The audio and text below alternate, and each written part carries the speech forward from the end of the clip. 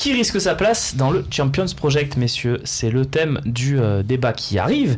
Vous allez pouvoir nous donner vos avis. Quel joueur peut se faire éjecter dans les 4 prochains mois du Champions Project à cause de des performances qui seraient insuffisantes, à cause, je sais pas, de son âge, à cause de plein de critères? Qui risque, selon vous, sa place dans le Champions Project? Mathias? On parle de titulaires? On parle des joueurs de l'effectif. Parce que bon, tous ceux qui sont les Bedimo, les... Non, on parle des joueurs qui...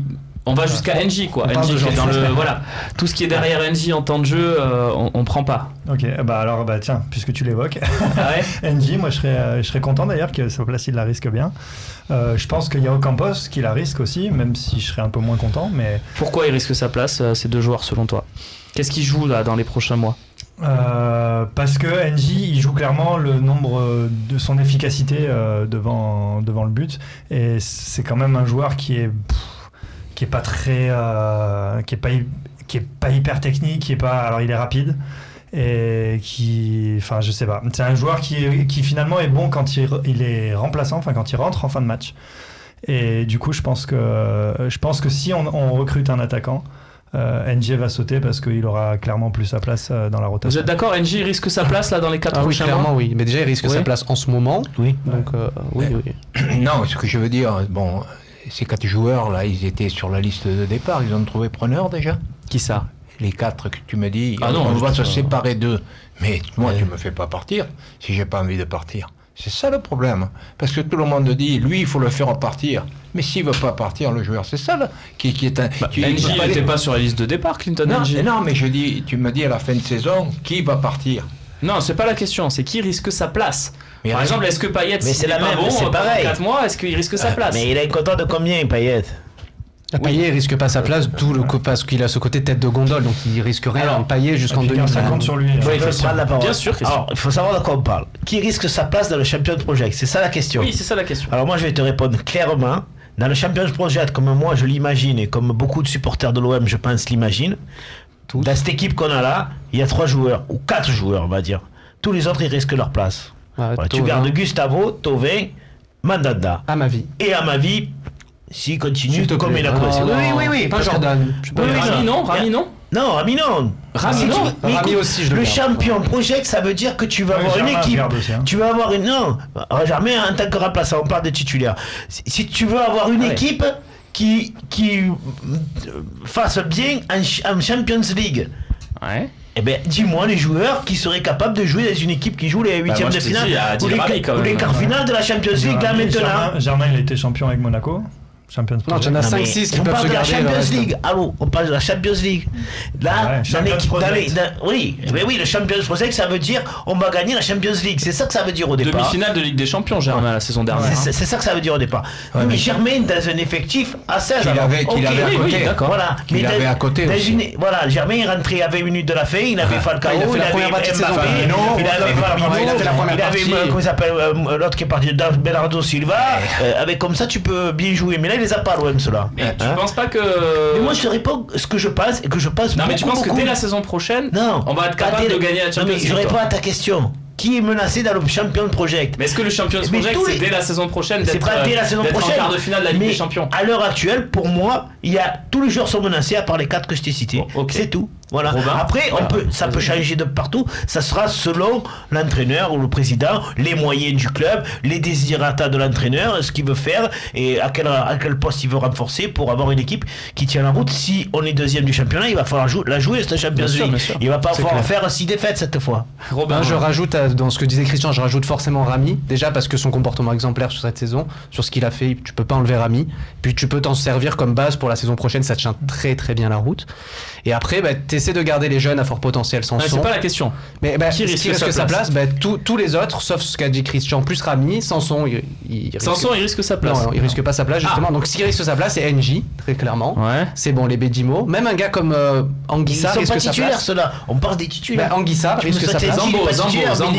Zambo risque sa place. Mais il est pas titulaire indiscutable. Il est là quand même assez. Il est dans les 13-14, Christian. Il est dans les 13-14. Plus régulièrement. Ocampos, Germain. Je garderai Ocampos.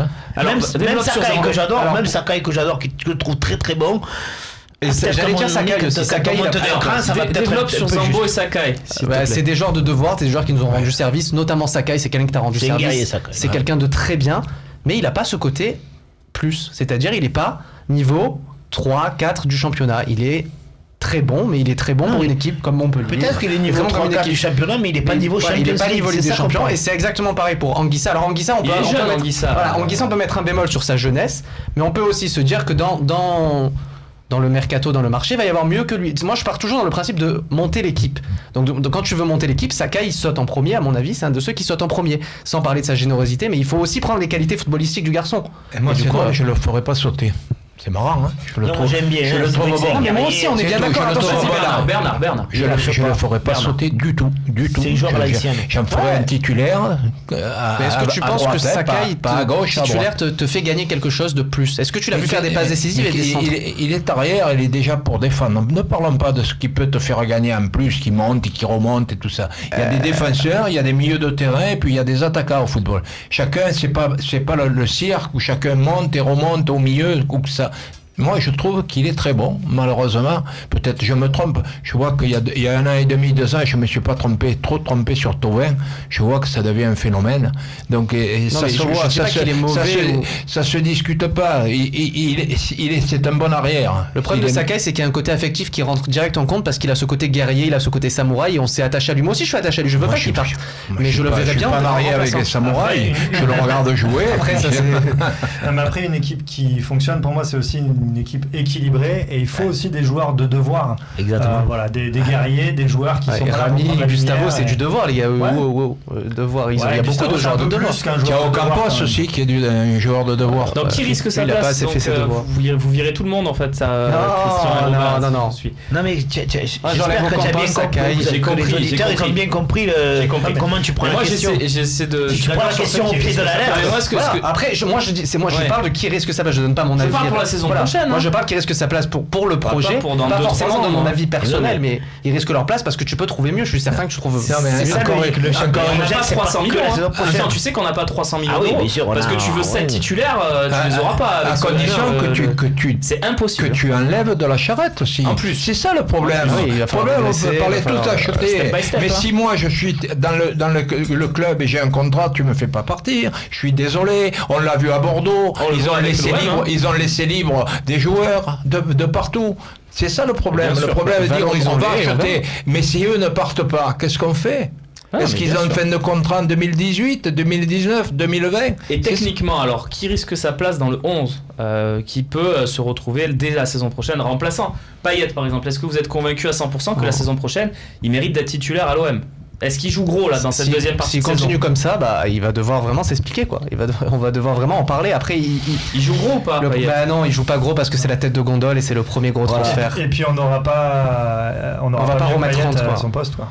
Payet, si on le fait partir, ça veut dire qu'on a échoué quelque part. C'est un échec. Et ça, la direction je parle pas de le faire partir. Je parle de se retrouver remplaçant. Même, ça veut dire que toute la base du projet, puisque c'est lui qui arrive en premier, là, comme il a dit, la tête de gondole. Voilà. Et en fait, c'est le joueur qui devrait nous faire passer un cran, et c'est le joueur qui nous mène pas ce qu'il doit mener. On l'a vu contre Monaco, encore la dernière preuve. Il a fait des passes à l'adversaire. Une passe décisive aussi. Il a fait des. Oui, une passe décisive. Il a manqué un but que même toi tu aurais marqué, peut-être. J'ai un bon plat du pied. Oui, mais lui, le problème, c'est que lui, il vaut 35 millions et qu'il gagne 500 et quelques mille euros par mois. Et toi, tu les gagnes pas et tu joues pas loin pour ça. Eh oui, lui, il est là pour ça. Il est là pour te faire passer un cran. Déjà, il est capitaine. Cette année, il a rien fait. Tu vois, le match de Monaco, il a pas été bon. Il a pas été bon, le match de Monaco. Mais ceux d'avant aussi. Il y a beaucoup de matchs. Je suis pas d'accord avec toi. Il y a beaucoup de matchs où il est moyen. Et un joueur comme Payet ne doit pas être moyen. Il a raison. Il a été moyen. Il est moyen. Là, depuis il y a 2 mois où ça va mieux. Ça va mieux. Ah merci, voilà. Ah non, il y a 1 ou 2 mois ça va mieux. Pas toute la saison. Parce qu'il a trouvé avec Sanson. Les 10 derniers matchs de Payet, il y en a eu qui sont bons. On le connaît, Payet. Faire monter d'un cran. Il nous a fait ça depuis qu'il est à l'OM. On le connaît, Payet. On le connaît. On découvre pas Payet en 2018, les gars. On l'a eu à l'OM, on l'a vu à Saint-Etienne, on l'a vu à Lille. Il a jamais fait une saison complète. Il en a fait une à West Ham. Manque de chance, on le récupère derrière. Mais il faut savoir qu'il n'est pas régulier, il aura des trous, et il a eu ses trous, il va en avoir de nouveaux. Mais Garcia le sait, Garcia en est conscient. C'est pour ça qu'il a le capitanat, j'en suis certain. Maxime Lopez, est-ce qu'il risque sa place? Tiens, je lance des noms comme ça. Mais lui, déjà plus titulaire. Il a pas de sa place. Non, dans le Champions Project. Non, je pense qu'il risque sa place, ouais. Oui, vous êtes tous d'accord? Moi, je suis pas sûr. Et peut-être pour les mêmes raisons que tu évoquais pour Payet, c'est pour des questions de symbole. Il symbolise le renouveau de la formation marseillaise. Mais là, même si en fait, il en fait pas même. partie, parce qu'il était, il était là avant. Quoi. Je pense que c'est Camara qui a pris le relais de cette position-là, tu vois. Ouais, je pense que c'est Camara qui commence à migrer un peu. Justement, il joue pas Camara. Et justement, il joue pas. En plus, il y a eu des problèmes lors de la signature de son contrat. Tout ça, il a mis du temps. Ça a pas trop plu à Garcia.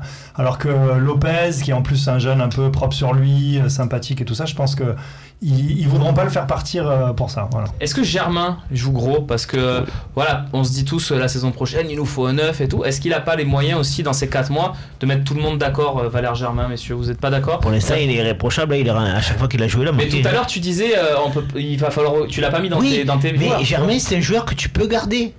Un remplaçant. Ouais. Si tu as un avant-centre de qualité, d'être un avant-centre numéro 1.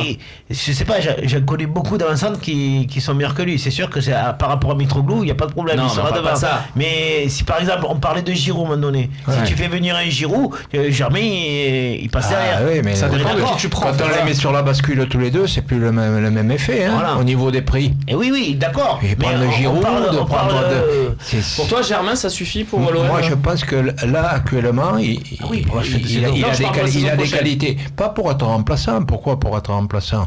Depuis qu'il est arrivé, il n'a pas un style facile, parce que vu le nombre de ballons il y a 2-3 mois, c'était pas évident pour lui, parce qu'il avait pas un ballon. Là, il commence à bouger, il est adroit, il a une bonne vision du jeu, il est bon techniquement.